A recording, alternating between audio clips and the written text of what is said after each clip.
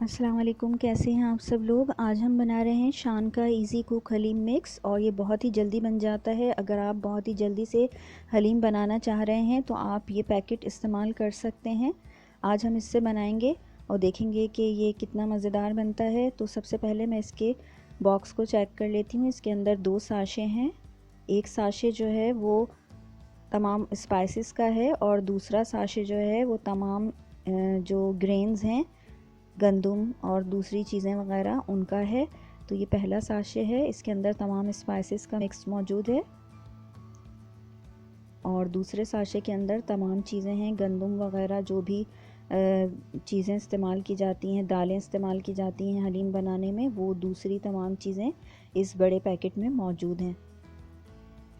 इस तरीके से अगर आप शान का हलीम मिक्स लेकर बनाते हैं तो ये बहुत ही झटपट सा बन जाता है। अगर कभी आपके घर में मेहमान वगैरह आ रहे हों और आपके पास टाइम कम हो तो आप इस रेसिपी को इस तरीके से ज़रूर ट्राई कर सकते हैं। और इसके अंदर बहुत ज़्यादा इंग्रेडिएंट्स भी हमें नहीं चाहिए। सबसे पहले यहाँ पर हमें 1 कप ऑयल चाहिए और सिर्फ आधी प्याज चाहिए। यहाँ पर आपको 2 प्याज़ें नज़र आ रही हैं, लेकिन मैं इसमें से 1 इस्तेमाल करूँगी और रेसिपी में सिर्फ आधी ही प्याज है। साथ ही यहाँ पर क्यूब्स नज़र आ रहे होंगे आपको, वो आप उस वक्त ऐड करें जब आप बोन्स ऐड ना करें गोश्त के साथ। तो मैंने यहाँ पर गोश्त के साथ बोन्स ऐड नहीं किए हैं, इसलिए मैंने 2 क्यूब्स रख लिए हैं। अगर ये अनसॉल्टेड हों तो ज़्यादा बेहतर है, क्योंकि मसाले में तमाम सॉल्ट जो है वो ऑलरेडी मौजूद है। तो हम सबसे पहले अब एक बर्तन के अंदर तेल शामिल करेंगे। मैंने यहाँ पर तमाम तेल शामिल कर दिया है और गोश्त से पहले मैं प्याज को फ्राई करके निकाल रही हूँ। इस रेसिपी के जो साशे पर बॉक्स के ऊपर इंस्ट्रक्शंस हैं, उसके अंदर आपको सबसे पहले आधा कप तेल शामिल करना है और उसमें गोश्त शामिल करना है और अलग से बाद में प्याज फ्राई करना है। तो मैंने तमाम तेल पहले ही शामिल कर दिया है और उसमें 1 प्याज शामिल की है, क्योंकि कुछ प्याज मैं अलग भी रखूँगी गार्निश करने के लिए। तो 1 प्याज ये पूरी मैं गोल्डन ब्राउन होने तक फ्राई कर लूँगी। अब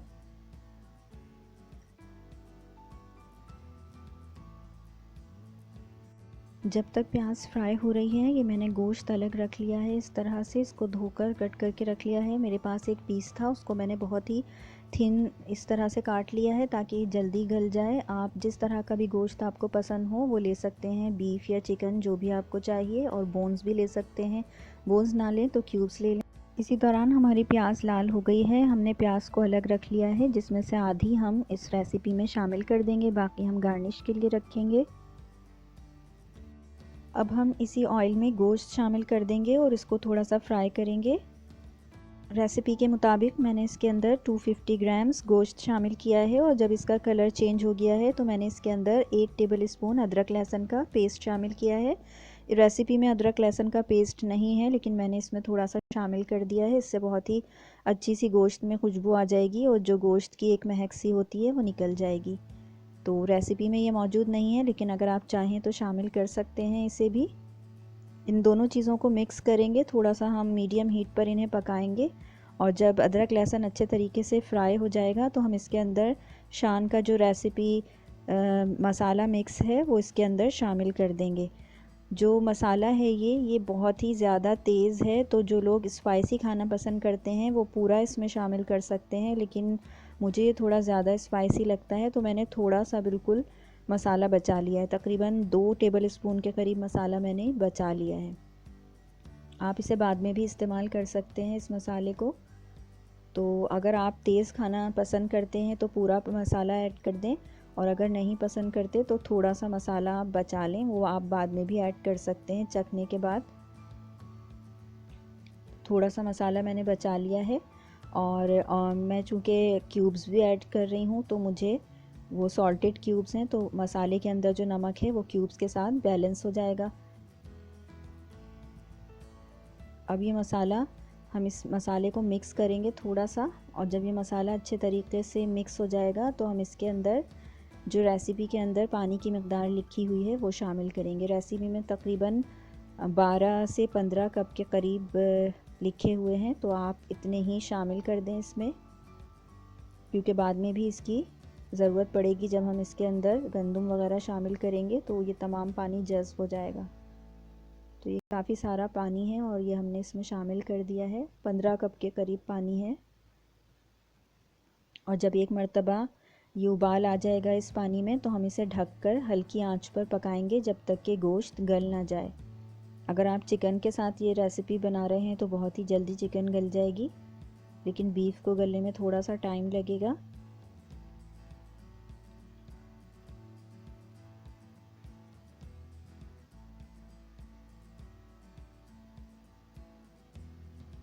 आप इस रेसिपी से भी रेशे वाला हलीम बना सकते हैं। अगर आपने इस तरह का बीफ लिया है, मैं आगे चलकर आपको बताऊंगी कि इससे किस तरह से रेशे वाला हलीम बन सकता है। अब मैंने इसे कवर कर दिया है और कवर करके ये देखें इसमें उबाल आ रहा था, तो मैंने इसे कवर किया है और कवर करके इसको फिर मैं पकाऊंगी तकरीबन आधे से 1 घंटे के लिए, जब तक कि गोश्त गल नहीं जाता। आँच आप हल्की रखें इस दौरान।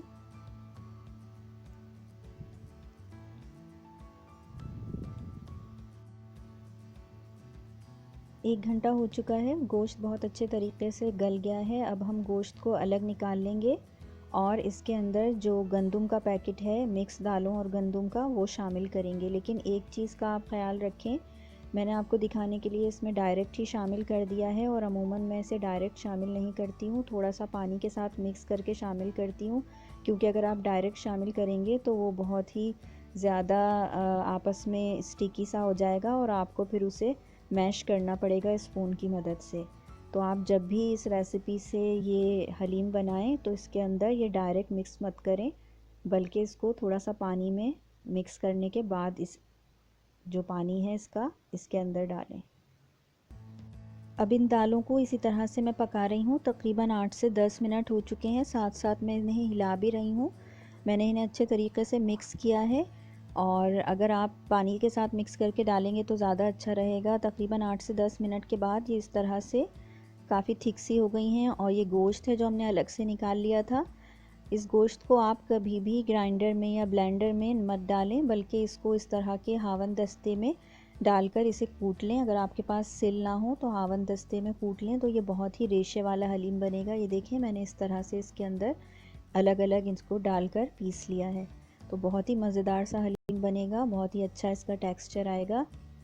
और अब मैंने ये भी इसमें शामिल कर दिया है। दालें देखें काफ़ी सारा पानी जो है ये जज़्ब कर चुकी हैं और ये ऑलरेडी प्रोसेस्ड होती हैं, तो इसको पकने में बिल्कुल भी टाइम नहीं लगता है।